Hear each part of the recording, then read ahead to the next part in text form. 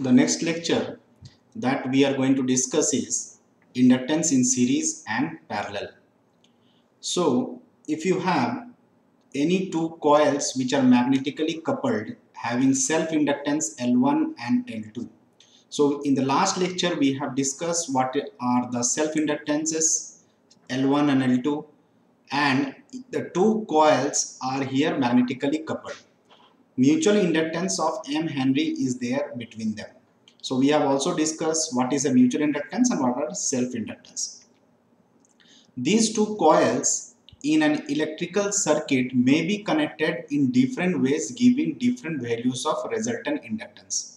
So the inductance L1, L2 which are the self-inductances and the inductance mutual inductance can be connected in an electrical circuit in different ways to give you the different values of resultant inductance that we will be seeing. So first topic will cover inductance in series and then we will see inductance in parallel. So the two coils may be connected in series in the following two ways. So two coils which is having an inductance L1, L2 and the mutual inductance M can be connected in series way in the following two ways. So what are the ways? So let us first see the first way. So in the first way, your field or the MMF are additive in nature. So the field will be additive in nature, that their fluxes are set up in the same direction. So if the flux is set up in the same direction, then the field will be additive. In this case, the inductance of each coil is increased by M, that is the total inductance can be written as, so the equivalent inductance is L1 plus M, that is the self-inductance of the coil 1 plus mutual inductance, L2 plus M, that is the self-inductance of coil number 2 plus mutual inductance. So the total inductance you are getting L1 plus L2 plus 2M. So here in this figure we can see what is happening. So the inductances are in series and the field are in the same direction, so it will be additive in nature. So two coils are there, coil number 1 which is having an inductance L1 and coil number 2 which is having an inductance L2. The field established in such a way that it is additive in nature and M is the mutual inductance between the two coils. So the first coil is producing a flux phi 1 and the second coil is producing a flux phi 2. Then in this case the two coils L1, two coils having the equivalent inductance is L1 plus L2 plus 2M. Now if opposite happens, that the field or the MMF are subtractive, then the fluxes are set up in the opposite direction. So in this case the inductance of the coil is decreased by M. So here you will be having an inductance L1 plus L2 minus 2M, and the inductance of each particular coil will be decreased by the value of the mutual inductance. So L1 will decrease by M and L2 will decrease by M. So the total inductance will be decreased by 2M. So the equivalent inductance now can be written as L1 plus L2. So it will be common plus minus 2M.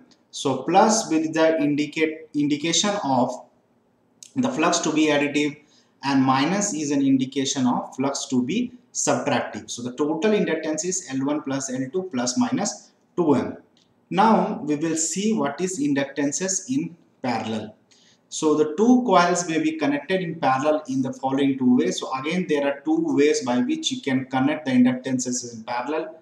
So let us see the first way. So first way is when the field or MMF produced by them are in the same direction. So similarly in the previous discussion when inductance were series, here also the field is you are having in the same direction. So two coils are there, L1 and L2, which is producing a field which are in the same direction.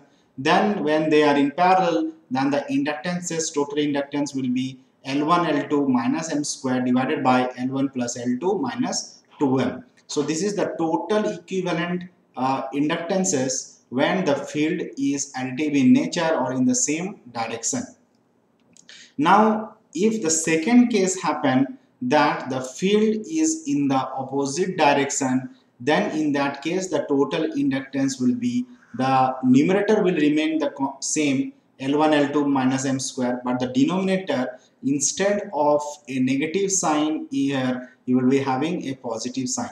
So in this case you can write the total inductance can be, in order to remember, L1 L2 minus m square in the numerator, which is constant, and in the denominator you can see L1 plus L2 plus minus 2m.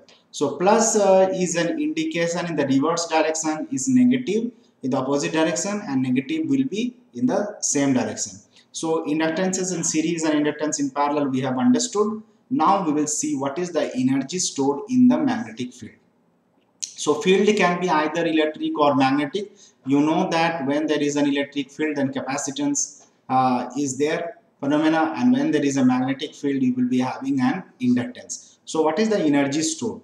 So when some electrical energy is supplied to a coil, it is spent in two ways. So again, when you will be supplying an electrical energy to a coil, then it will be spent in two ways. A part of it will be spent in I square R loss, which is dissipated in the form of a heat and cannot be recovered. So this loss, I square R loss, cannot be recovered. Second, the remaining part is used to create a magnetic field around the coil and is stored in the magnetic field. When this field collapses, the stored energy is released by the coil and is returned to the circuit.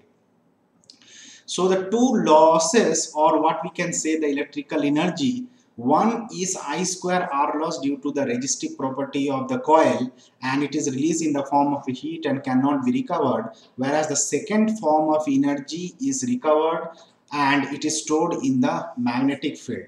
So when the field will be collapsing, the energy will be returned to the circuit. So in terms of the expression, if you see, the energy stored in the magnetic field will be given by half Li square. This we have seen in the derivation in case of basic electrical energy or electrical sciences, that energy stored in the magnetic field is half Li square, where L is the self-inductance and I is the current carrying by the coil.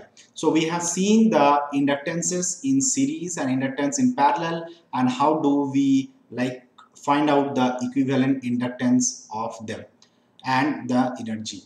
So we'll continue in the next lecture. Thank you.